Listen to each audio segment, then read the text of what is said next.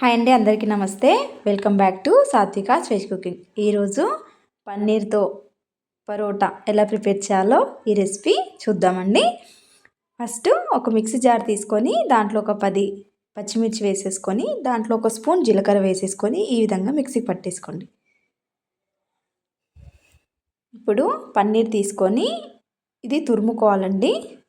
వీడియోలో చూపిస్తున్నట్టుగా తురుముకోండి. ఇలా అవుతే సరిపోతుందండి. కొంచెం మీకు మధ్య మధ్యలో గట్టిగా అంటే చేత్తో నొక్కుకోండి. దాంట్లో కొంచెం కొత్తిమీర, కొన్ని ఆనియన్స్, హాఫ్ స్పూన్ సాల్ట్,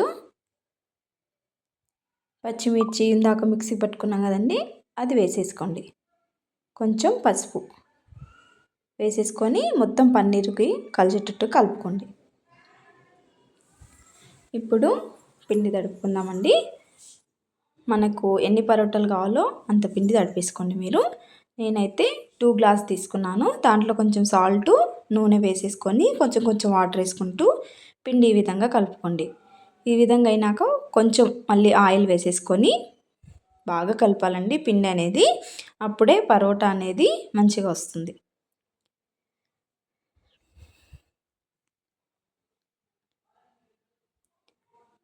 ఇప్పుడు ఇలా చిన్న చిన్నగా మనకి పరోటా ఏ సైజులో కావాలో ఆ సైజులో చేసేసుకోండి.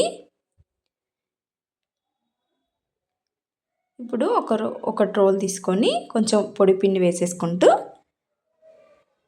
చిన్నగా లాటించుకోవాలండి.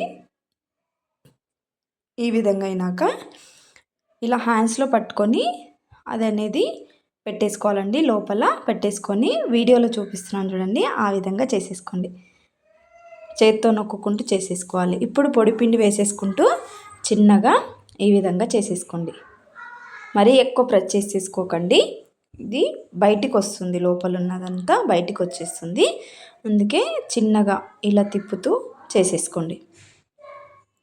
ఇప్పుడు స్టవ్ పైన ఒక పెన్నం పెట్టుకొని అది వేడెక్కాక ఇది చేత్తో ఈ విధంగా వేసేసుకోండి.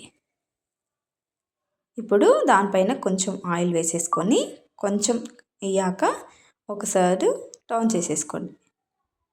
టర్న్ చేసుకొని దీనిపైన కూడా కొంచెం ఆయిల్ స్ప్రెడ్ చేసేసుకుంటే మీరు సిమ్లో పెట్టేసుకొని చేసేసుకోవాలండి. ఈ విధంగా అయితే పన్నీర్ రోటీ రెడీ అయిపోయిందండి. చూడండి ఎలా వచ్చిందో.